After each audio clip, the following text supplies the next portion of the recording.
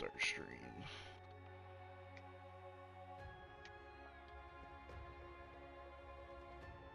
Live on Twitch and YouTube. It's about to come up.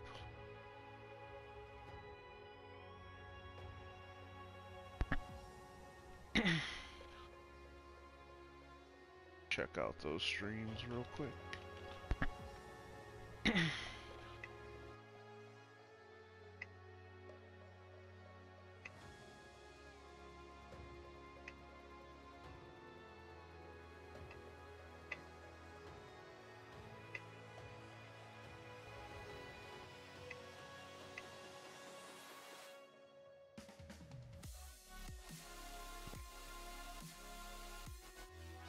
Alright.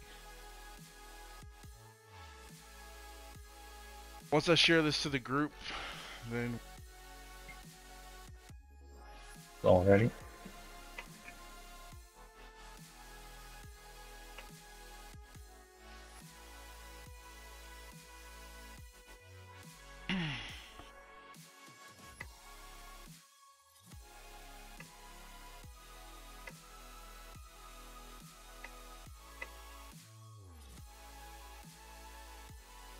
Alright. Share to that to the group.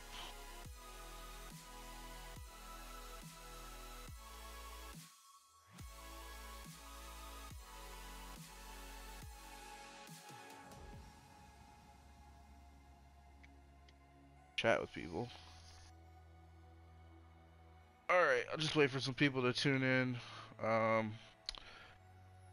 Today I am joined by Red Wings Josh. What's going on? You guys probably recognize him from the interception leaderboard, right? Yep. So are you a CDM then, I'm taking it? Yep. But in DC United, I play RCM now. Oh, okay. Because we got Street, so he's CDM. So. Argue with that. Street's pretty good. Yep. So yeah, thanks for tuning in, guys and gals. We're live over on Twitch, as well as YouTube, as well as Facebook. So yeah, I have it set up so I can see people talking from a little bit of everywhere. So yeah, thanks for tuning in. We got kind of a long show today. So I guess I'll just kind of dive right into things. If you guys hear stuff wrong with the audio or anything, just let me know. Yeah, I think we'll dive right in with our first topic of discussion, and that is Houston Dynamo. Just some news that just broke within the past hour. Juan has decided to step down as manager. Kind of a shocking move.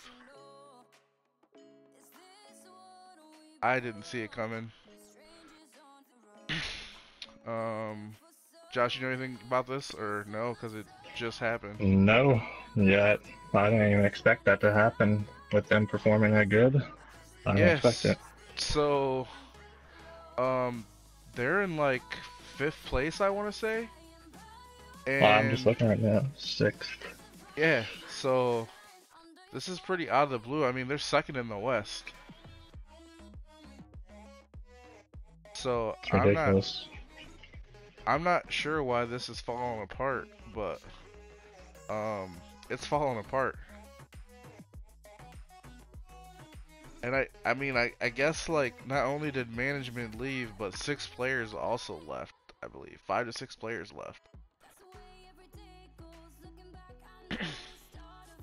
So, I mean, that's pretty big news.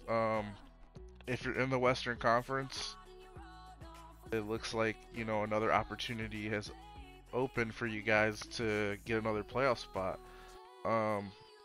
I'd assume this team will go down some. I'm just not sure how far after, you know, losing 6 people the day after the transfer window closes. I don't know what happened Monday night, but casualties. Go ahead with the next story. This is another story that deals with someone leaving town.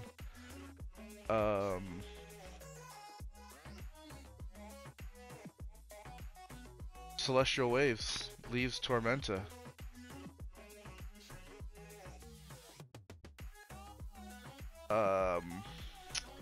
This just happened. He kind of took on more than he could chew. This is unfortunate. This is a good opportunity with the USL. Too much for Waves to handle. Josh, what do you think about these partnerships and management? No, it's going good. See a lot of stuff happening. A lot of teams looking to expand as well.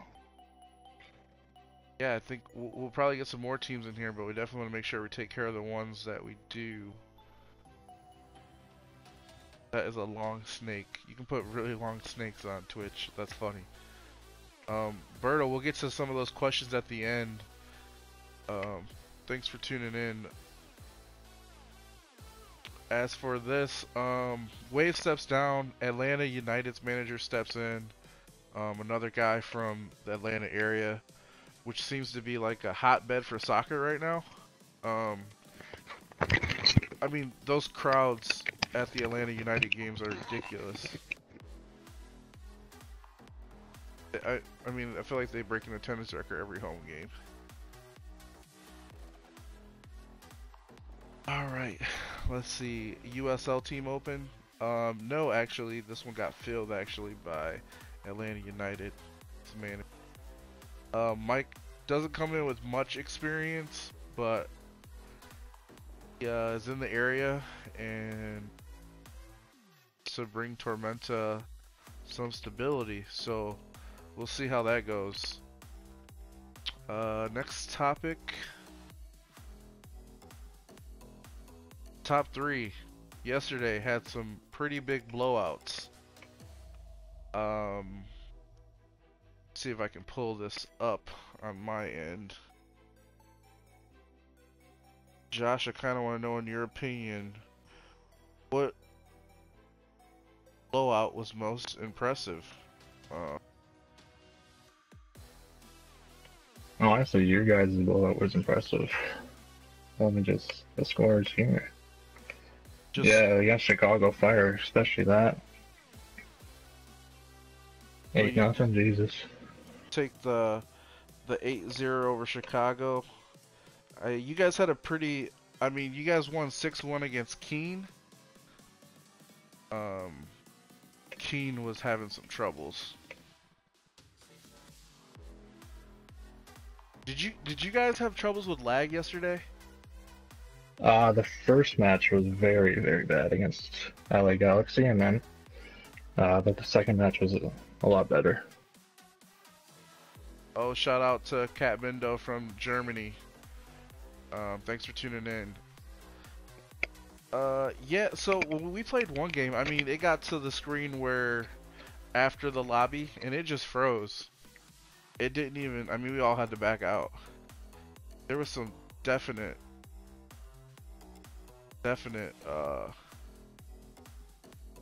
lag problems. But when the game started, it wasn't as bad. Luckily.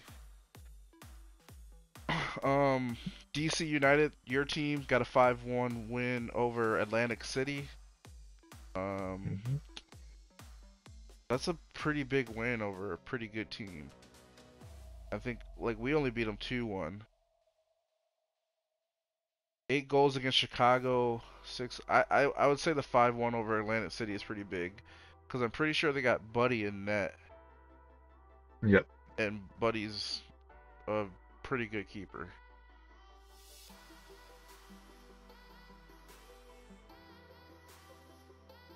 Moving on. Next topic. Who will get their first win? Portland Timbers or FC Dallas?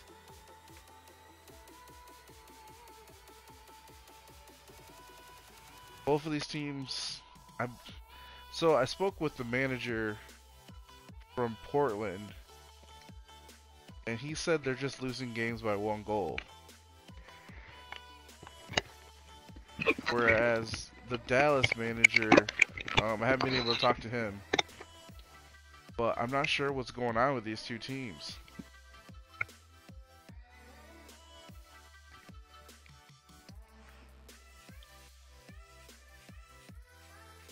What I'm looking at is like FC Dallas, they're scoring, which is good. Yeah, let me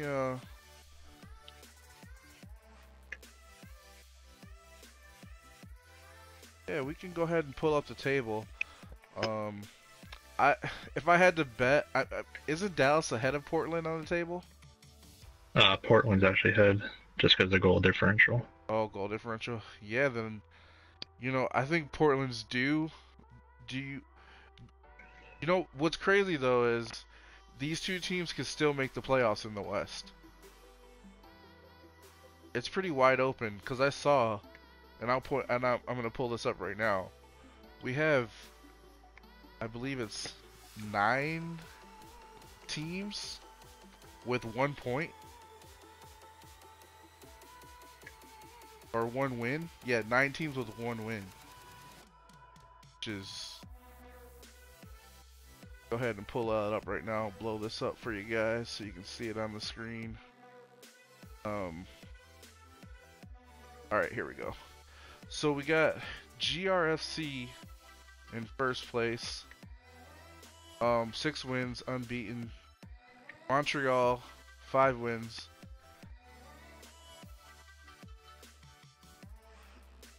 I did skip over that. I believe I have this all pulled up. Well, I'll go over it after this.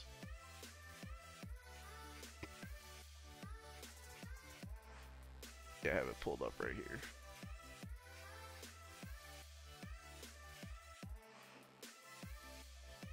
Tag that onto there. Alright, so Montreal, 5 wins, should be 5 wins and a draw, I believe. Yep. DC, 3 draws, 4 wins. I've seen more. I don't know if I've seen it more this season, but draws seem to be happening a lot. LAFC, 4th place, 13 points. Georgia Rev, 5th place, 12 points. Dynamo, new manager. It's going to be a beast at soccer. We'll know how that goes. What up, Jason? Thanks for tuning in. Chicago Fire. So here's the story with Chicago Fire. They're also a team that changed managers. And I don't think the new manager has a team as good as the old manager did. So I think that's also what led to that 8-0 win by GRFC. It was a little inflated to that turnover that not many people know about. And I actually just realized it when I was going through this. Atlantic City, 2-2-2. Vancouver, 2-2-2. Then here starts the stretch of 1-win teams. Starting with the Sounders with 4 draws. That's just unlucky, especially this early in the season. But hopefully those were good teams they were going against. LA Galaxy, another team with 1 win. San Jose, 1 win. Keene, 1 win. Tormenta, 1 win. Minnesota, 1 win. All Western Conference teams. Just a 1 win. Then you get start getting Eastern Conference teams with 1 win. Philadelphia, Atlanta, New York. That's not good for those guys because looks like Atlantic City with 8 points is in that last playoff spot in the East. So, I mean, Philadelphia and Atlanta got to step it up. Red Bulls, they want to get in the playoffs. Portland and Dallas rounding it out.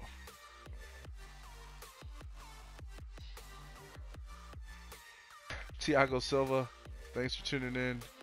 Shout out to yeah, Thiago. Your Portland Timbers are they need milk. Need some.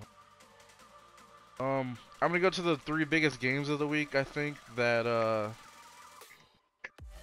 kind of set the landscape of the league, you will, and I'll try to come up with 3 big games every week.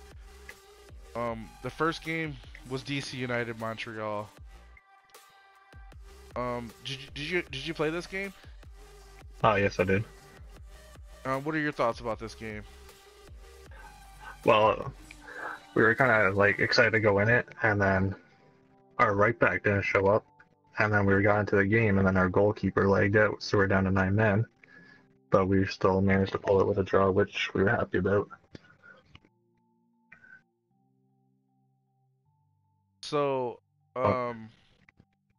so then waking up and getting the win was probably even better. Yeah, as soon as I seen that news. So, B Nasty told me what happened. So, apparently after the game, I called him, and then we ended up talking on the phone for a half hour. And then he started watching some of the Houston Rockets game. And then Canada's Best, I guess, got home and called him up. And it's like, hey man, let's hop on Fortnite. And he said, alright, yeah, let's do Fortnite. And between those 3 things happening, he just completely forgot to do stats. I mean, Fortnite's a good game right now, and then you got Houston Golden State, a very good series. So don't doubt it. Yeah, Brian just completely forgot. We had a laugh about it the next day. He's like, dude, you called, and then I was watching the Houston game, and then Matt wanted to play Fortnite, and I just forgot. Apparently, Brian's actually like one of the better stats people because he gets it done really quick. I mean, people make mistakes, so. So, yeah, if you guys are looking to get some wins from Montreal, hit up their team to play Fortnite immediately after games.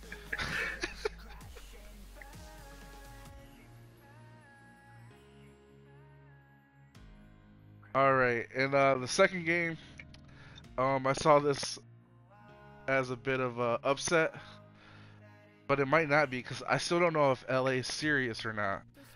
But LA beat Georgia Revolution, and I mean, you look at that Georgia Revolution roster, and they went and got some pretty big names from VPN. I don't know if anyone's seen their roster or paying any attention to them, but that's funny. Great job with the page, Pulisic. Tano, Mo, Diamonds, Ramos, Latin Diaz, Caesar, Beckenbauer, Blizzard. I mean, those are some pretty good names. And to see them lose to LAFC was kind of surprising. But LAFC's 4th in our league. And it just shows that playing with the same team over the long haul sometimes will trump these makeshift all-star teams. So hats off to LAFC, but LAFC, why I still don't know if they're serious or not, is because then they go and lose to the 17th ranked team, Atlanta United. So, you know, you beat one of the best teams in the East, but then you lose to one of the worst teams. It's pretty crazy. So that was definitely a missed opportunity for LAFC. We get to see if they're, I guess, if they're the real deal tomorrow night when they take on GRFC in the match of the week. It's gonna be a very good game, I think. Yeah, I'm excited. That's You know, you got the first team ranked in the West and the first team ranked in the East. And this season, I'm kind of taking the Dana White approach. I mean, if we see two teams that, you know, are undefeated or need to play each other, we're gonna try to make it happen. If it's left on the schedule, we're definitely gonna try to make it happen. Also, with that being said, if it's the end of the season and two teams are playing for a 6 seed, we're gonna make it happen. We want people to be able to watch those games. The DC United Montreal game, that I was a little disappointed we didn't get to see Bicho. That's the guy I want to see play in our league, but at the same time, it was still a really good game. And even the game before that, the Houston-Seattle game, was also really good. Little shocked that Houston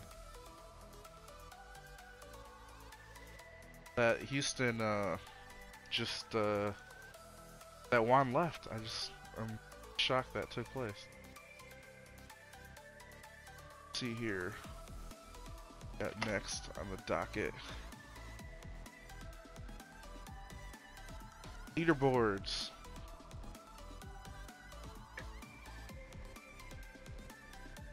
Everyone that cares about stats.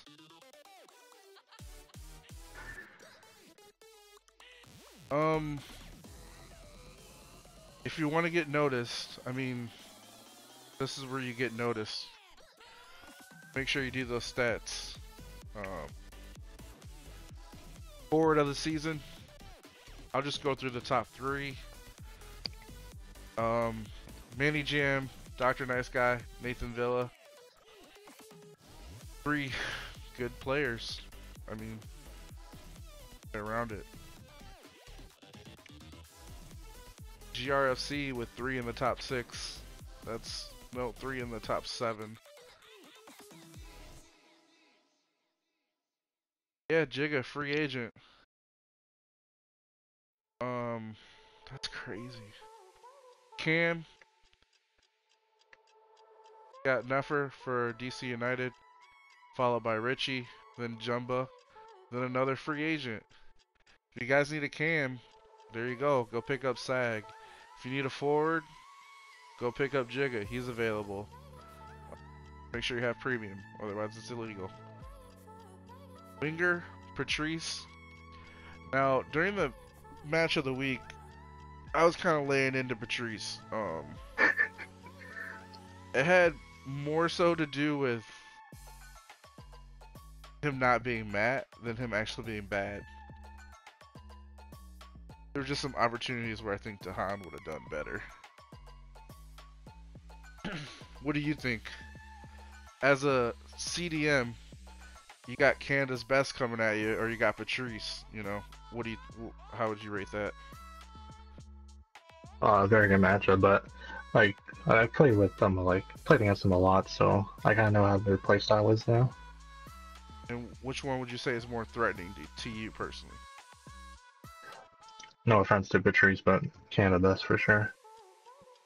And see, that's how it was. I wasn't really knocking on him. It was just saying, in comparison to, but like I can say right here, in comparison to the other wingers, Patrice was better by miles. I mean, he's at 61 points. The next closest is 29. So, then there's another free agent right there, Termis Ball.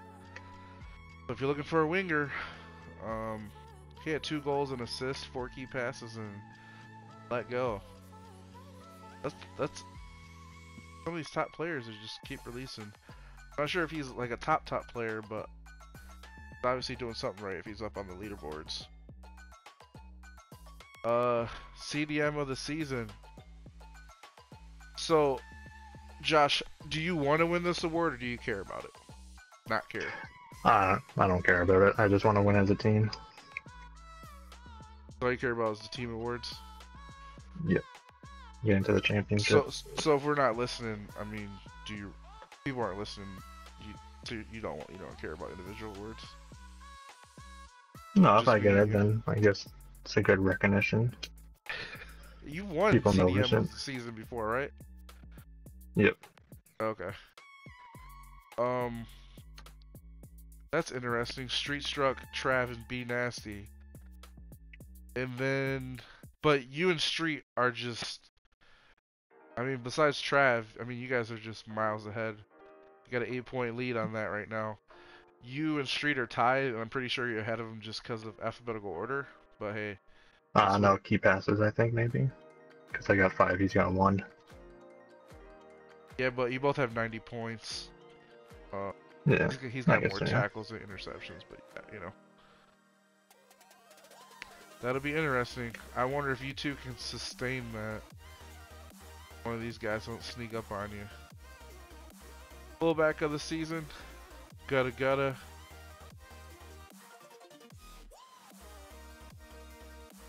9 points. Omar in second. Hathi in third. Back for that gap to close.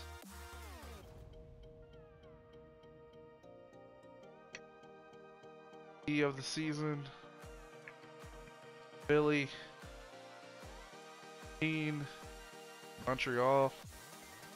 It's odd. You know, Philly and Keene, they're those teams with 1 win.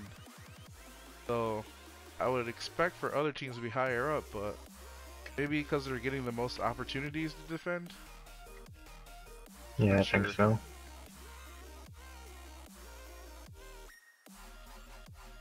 Goalkeeper of the season, E-Man and Century are tied. Century has more saves. E-Man has more clean sheets, but due to alphabetical order, E-Man's in front of Century. Kyle the Great right behind them. Golden Boot, Manny Jam with 13 goals. I expect for that to go down some once DeHaan returns, or it could skyrocket. I'm not sure which way it's gonna go. MVP, Nathan Villa. I mean, he's killing it. He's the most well-rounded. He's got a lot of points. I do think you guys have more games than most people, but even with that saying, he's still killing it. 90 points ahead of people, so yeah. Which brings me to my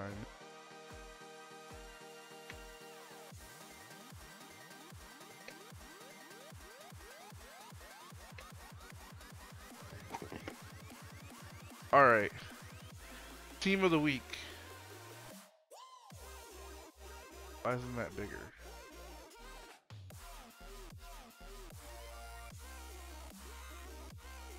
Okay, so this was the team of the week that was announced for week 1. GRFC was a little upset that they went undefeated and they get 1 person. Jigga, free agent. Sag, free agent. I think the Ditch left town as well, free agent. So 3 people that made team of the week are now free agents. Not see that happening. Nathan Villa, like we said, he's the MVP of the league so far, but you know, he's honorable mention over here. Teen FC has a lot of players on here. I'm not seeing it, but hey, that's what I decided to go with. Manny Jam up at striker, Ditch on the left, Pro Mika on the right, Nefer, Red Wings Josh, Patrice, Hathi,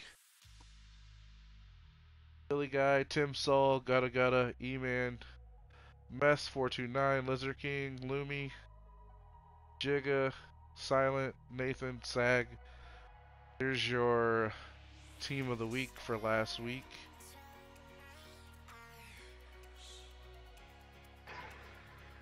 Whoa! That is not good. Anyway,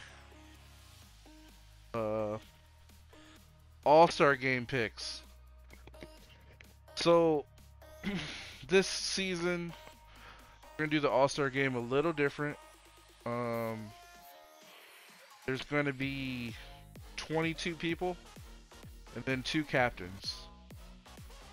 If the All-Star Game were to start today, one of the captains would be Gutta Gutta, and the other captain would be Nathan Villa. I did a mock draft for this. I guess I'll give you the mock draft edition. Well, first let me go over people that would be snubbed. Dr. Nice Guy, Patrice, Death, Exquisite Alex, Devil's Grave, Century, Pro Mika, Benja, and Moods.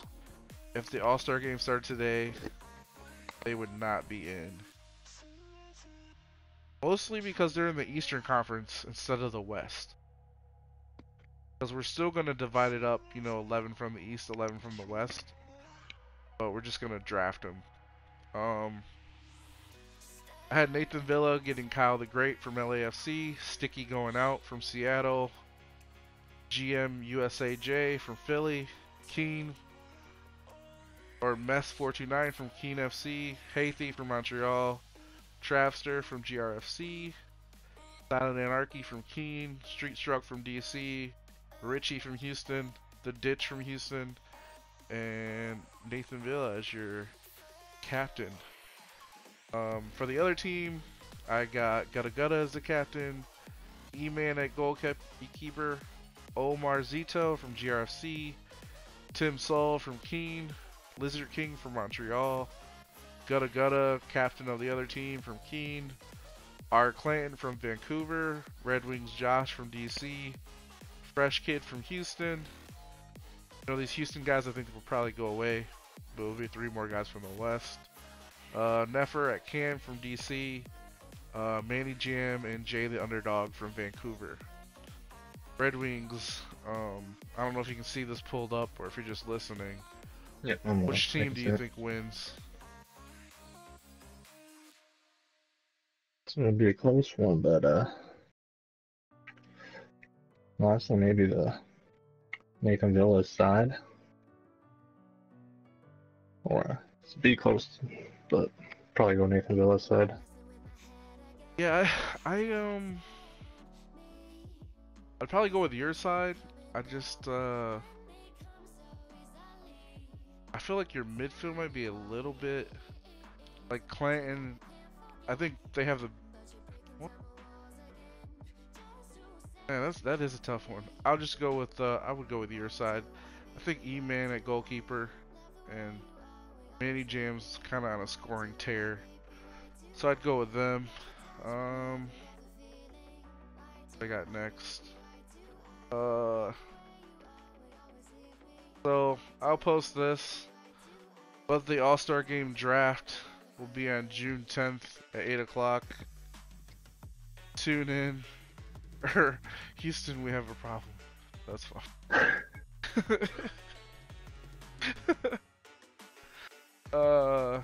Yeah, All-Star Game draft, June 10th, 2008. Alright, I think I got through everything I wanted to get through. Now I'm just going to go over some of your Facebook questions. Feel free to ask any questions. Oh, that was Pete that put Houston. I think Pete's supposed to join me in talking about on the match of the week, assuming I don't play. Safe assumption.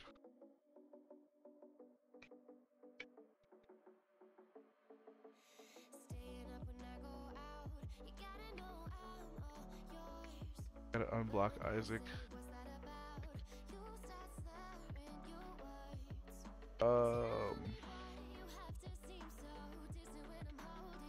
I want to hear in depth about the teams who are struggling.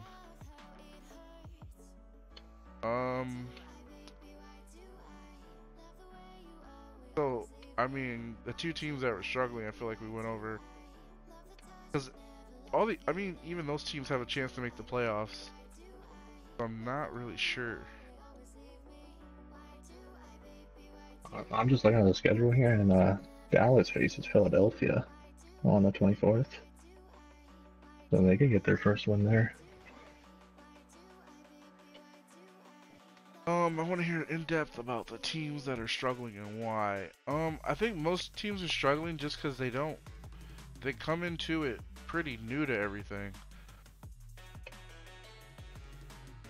Come into it pretty new. You really don't know the level of competition.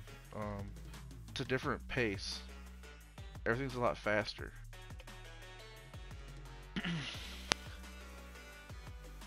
Don't have committed players. That's also the new esports teams, where they're from and who's running them and whatnot. Yeah, we can go over that. So, new teams are Tormenta, and Keen.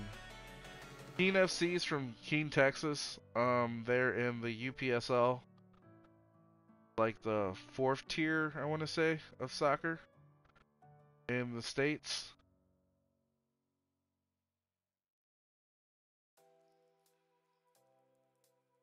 And Tormenta's in the 2nd tier of soccer, but they're in Division 3 of the USL. Which is good. The USL is like the best case scenario. They have promotion and relegation. If you're not getting in the MLS, you probably want to get in the USL. UPSL or USPL is for clubs that are just like starting off. Then the NPSL, where Grand Rapids is, that is like the next level up. So there's levels to it. Let's see here. Raiders running Keene. Mike is running Tormenta. Mike is about 2 hours away from Stevensboro, where they play, and say Raiders right by Keene. Yeah, but we'll have some more to announce soon. Just waiting on signatures to get signed and whatnot. The new Seattle finally gets a win after 4 draws. Yeah, so about draws, I rather win or lose. I hate draws. What are your thoughts on draws, Josh? Yeah, I'd rather win too, honestly. We got 3 draws. They're pretty much upsetting, just like losses, so. Yeah, I mean, yeah, a draw is a loss to me. I mean, and once you accumulate like 4, I mean, you would have rather won 1 and, you know, lost 3 at that point. Yeah. 4 draws in a row is just big upsets of the season already, and predicting some that could happen. I don't have the schedule pulled up, and we're already going like 42 minutes in. But I would say that Atlanta game over LAFC is probably the biggest upset of the season. I mean, 17 over 4. Josh, you said we should bring some of the managers in. Yep. I think you kind of probably know now why we don't. It's not that we don't. Yeah. It's just once you're here, you kind of experience it. You see that I keep an open door, and you see no one walks through it. Yeah. So like, I invite all managers to come on. If you want to give a 5-minute spiel, come through, sit in a pod with me, talk to me, we'll go over stuff, tune in. But yeah, time. Alright. Give tips to the manager on how to multitask by watching the Rockets game while still doing stats at this. I usually do stats in between games when I did them, and then right after. Or we just designate one person to do them. But I think that's like the only way to do it. How do you guys do stats over at DC? Benji does them actually, so he probably just does them after both games. How can we fix the schedule to where the season doesn't last 3 months? I see a team that legit has only one game this week. Competitive clubs, but only one game and for an entire week. So here's the thing. We have 20 teams in the league, right?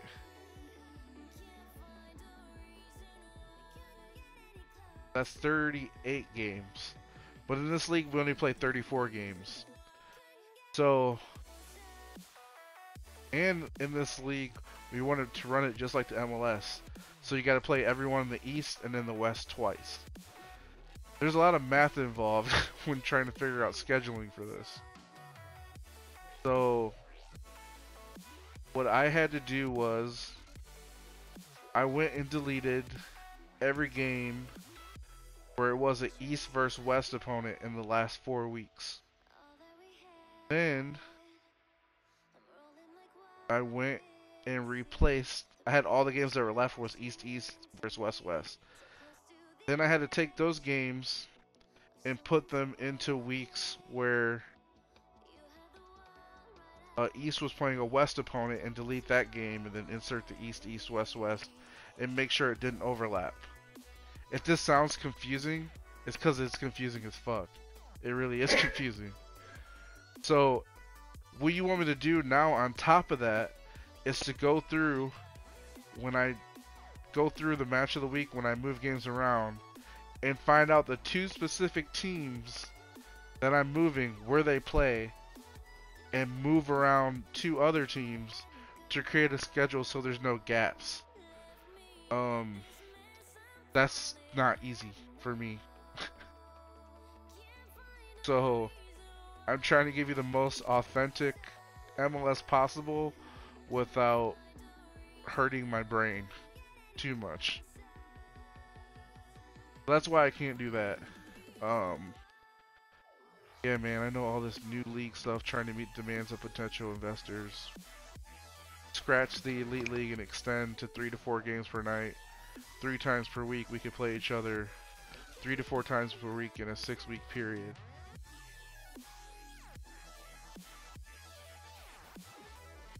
Too often teams focus on playing a bunch of games rather than winning one that counts. It's 24 hours in a day, plenty times for teams to play friendly. I understand 1 or 2 games a week sometimes isn't ideal. Yeah, it's definitely not ideal.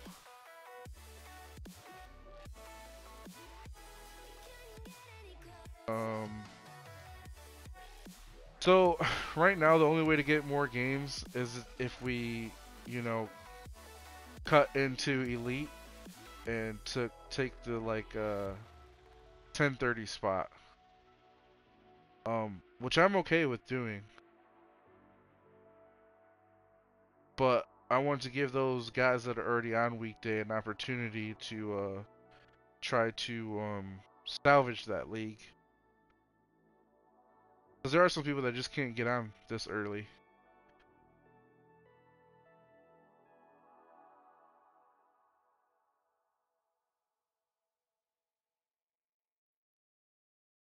Sometimes it could be a little...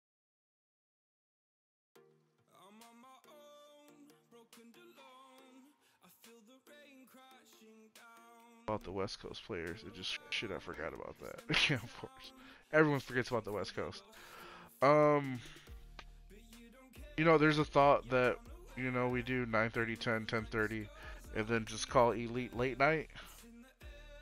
I'm just gonna keep things like they are for now. We'll just have to deal with this match of the week thing. I know the match of the week thing kind of sucks. That no one's playing on Wednesday night, and I just expect everyone to watch. But guys want come in and sponsor. I think we want sponsors more than we want to play on Wednesday nights. I think that's a sacrifice we gotta make as a community to get this other bigger stuff that we want, if that makes sense. Really tuning in for those games. I mean, just last week for that Montreal DC United game, I got 2 meetings with clubs just from that game. So you guys turning out for those games does mean a lot.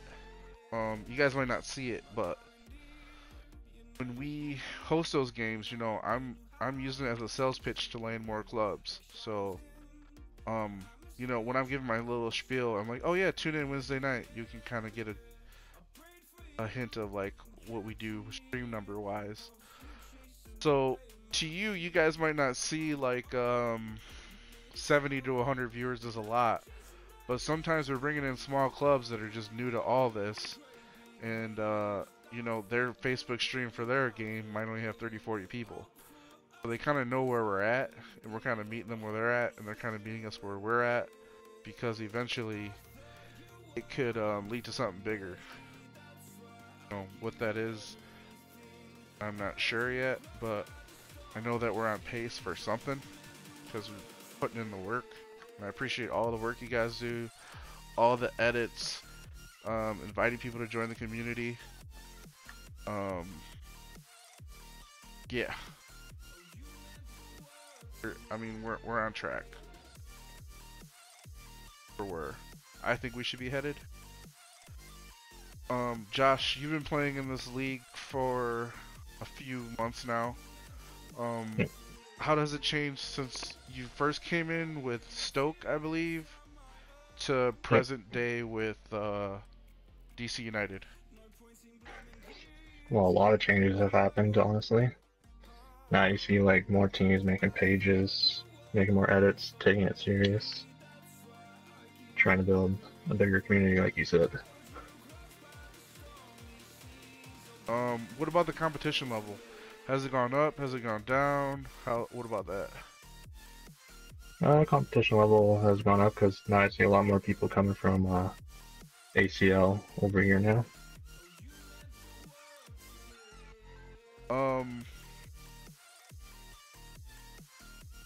Are you interested in playing for a sponsor team? Is that something that you joined for, or you care about, or you just here to play with friends? If the opportunity came up, then I'll give it time to think about it.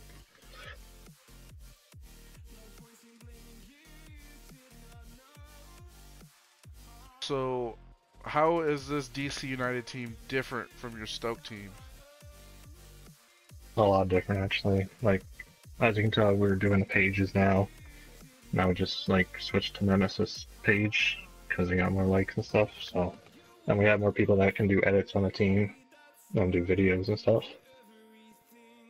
It's kind of weird to me, like the cultures of different teams. I don't know if you played on a lot of different teams, but like when I'm at Seattle, they had a thing where, you know, they did a player of the week for the team. That was pretty cool. It was a very good environment. I've had teams where I just get on and just mute my mic and get it over with. Same here. It's been all over the place. Who would you say that you've played for that you enjoyed playing for the most? Well, Stoke, I've known those guys for a while, but then some drama broke out. But DC and I just joined, and honestly, they're a great group of guys right now. They may trolls time to time, but if you understand, you got it. Yeah, I think for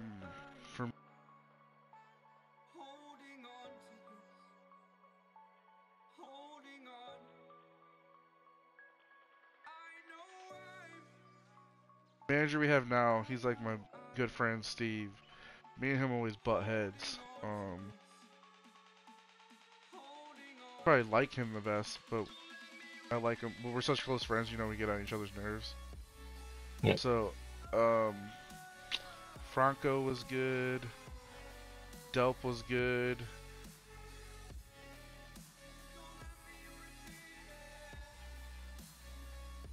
I guess I'll just say Delp, because I never really had any issues.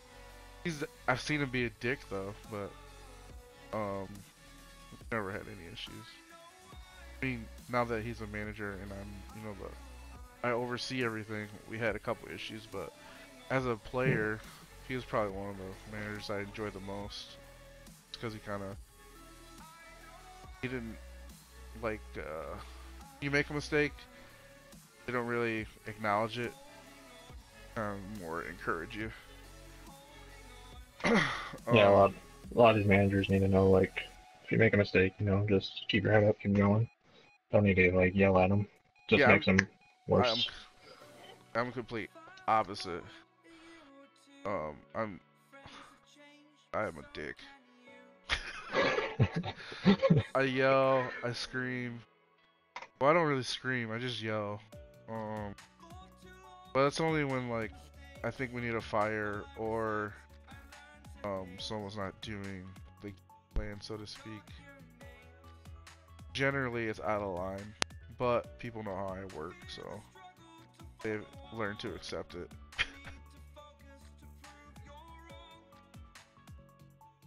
Well, that's all I got.